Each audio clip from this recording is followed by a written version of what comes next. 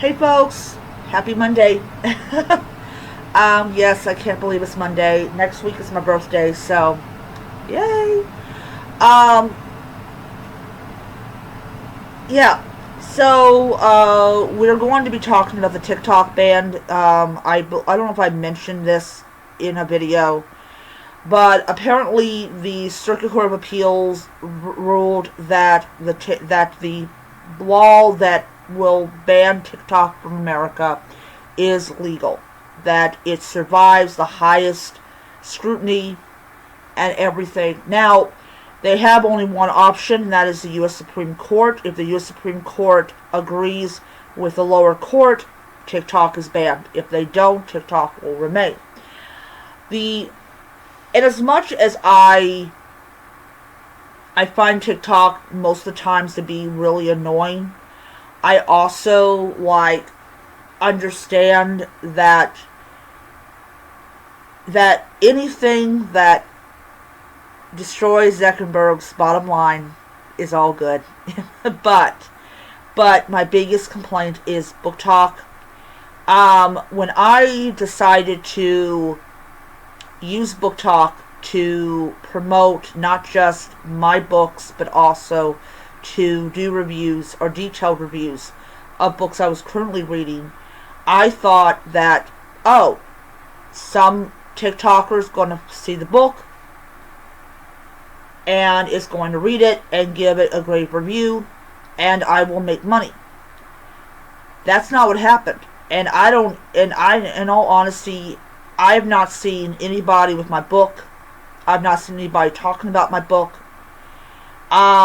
So I am like, what is the point of this Book Talk if you cannot get your foot in the door with oh, this is a really great book and everything. But in a nutshell, I'm really glad they didn't review it, because it was full of errors and stuff. I do apologize for that. That was not my intention. I blame Grammarly for that. But of course, my proofreading has gotten better as time has gone by. So one of the things about Book Talk that I don't like is the promoting of really bad books with really bad characters that end up doing some really bad things. So I just finished Iron Flame, though that review is not going to be up for a while. I got a whole bunch of videos that I'm still uploading, and I just discovered something. There is a limit to how many videos you can upload in a single day. So tomorrow I will be uploading some more videos, like 6 videos. I think that is I think 9 videos is or 8 videos is the limit that you can actually do in a single day. So hopefully I can upload this today and everything. Yeah, it's one of those weird things. And Book Talk has gotten people to read books that I would not let my daughter, if I had one, read at all. And stuff. But it's I don't know. I don't know. So Book Talk has become one of the most important tools for publishers, and with that being taken away, that tool being taken away, what is probably going to happen, this is my own assumption about it, is that publishing houses are going to have to either go on YouTube, which is absolutely impossible to find the videos you're looking for, or go back to the old system where where a potential author has an agent and comes to them and all that, like they used to do 20 years ago.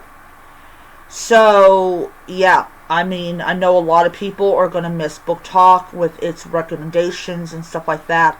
But I, for one, will not, because I did not benefit at all from Book Talk. That was why I went with Book Talk to promote my book, was to try to get my book into people's hands.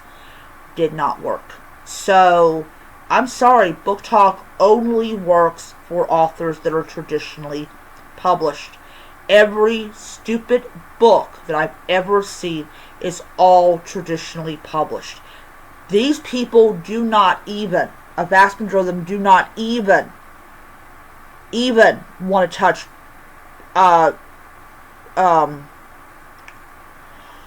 self-published books. They don't. They want traditionally published because that's where, that's where they can get the special editions and all that stuff. By the way, if you guys want to know, I got a cold store here. But yeah, so I'm not sorry the Book Talk is going away. I will celebrate the day that it goes away.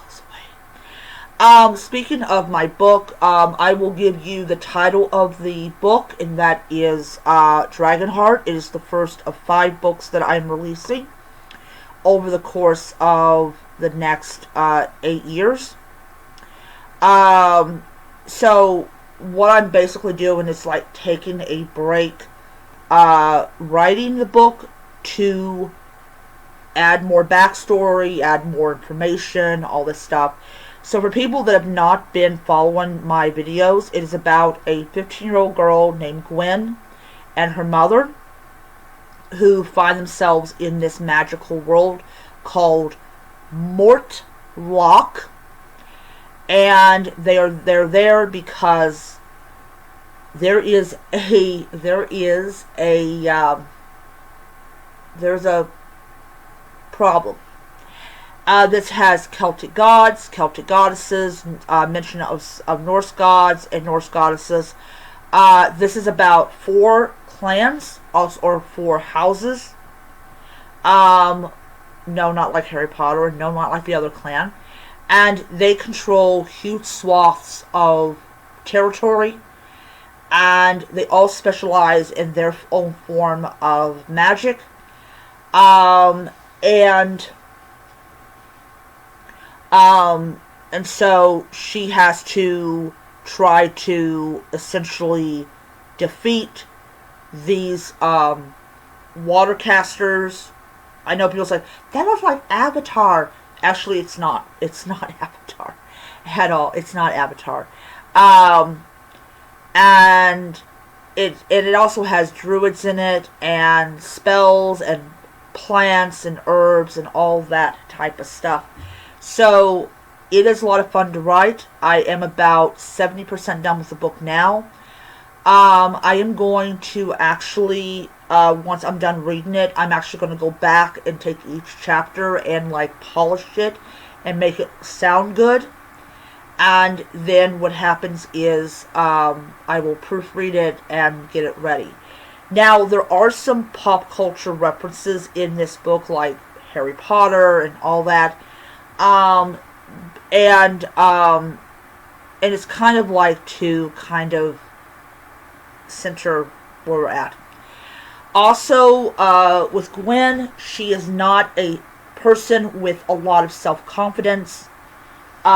She does not believe that she could be a leader.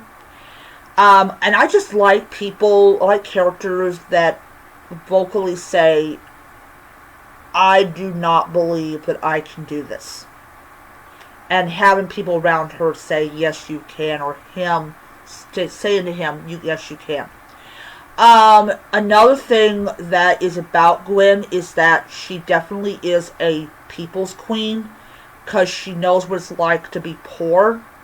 And so there are a lot of instances in the book where she shows her very, very humble roots. Another thing I'm going to be doing when I'm done with this book is I'm going to be writing it while I am proofreading the other one. This one is a steampunk adventure. You got a brother and sister who are pirates. Their pirate ship is an airship, and they find themselves in the middle of this interesting adventure with druids and Egyptian gods and all that type of stuff. This takes place in around 1890. So I have to look up at like what girls wore back in 1890 and all that. but we all know steampunk don't exactly happen the way it's supposed to. There's mechanical dogs, mechanical horses, mechanical butlers. There is Isaiah magic. There's just it's gonna be a lot of fun to write this book. Anyways, that is hopefully going to come out not Christmas, but New Year's Eve. If not, I'm going to release it in 2026. All right, so Dragonheart will be released next year. In 2027, I will be releasing the second book of it, and this is when Gwen and her army go into dead territory, and this is the realm of the Hellheart house. Yes, I tried to choose the most blackened name possible, and they're up against close to about 20 of their allies or 20 of their courts, and by this time everyone knows that there's somebody wearing the battle crown. So it's going to be a lot of fun to write that one when I get to it. As I said, it'll be 2027 before that one comes out. I am hoping to find an artist that will write me or draw me a damn good cover art. If I could do it, I would do it myself, but I can't. But I will tell you that we're going to have phantoms in that book. We're going to have a lot of dead people walking around. Also going to tell you the dead are slaves. The dead are slaves. And in this world, color of your skin does not matter. You can become enslaved. Alright, so I will see you guys around. Bye.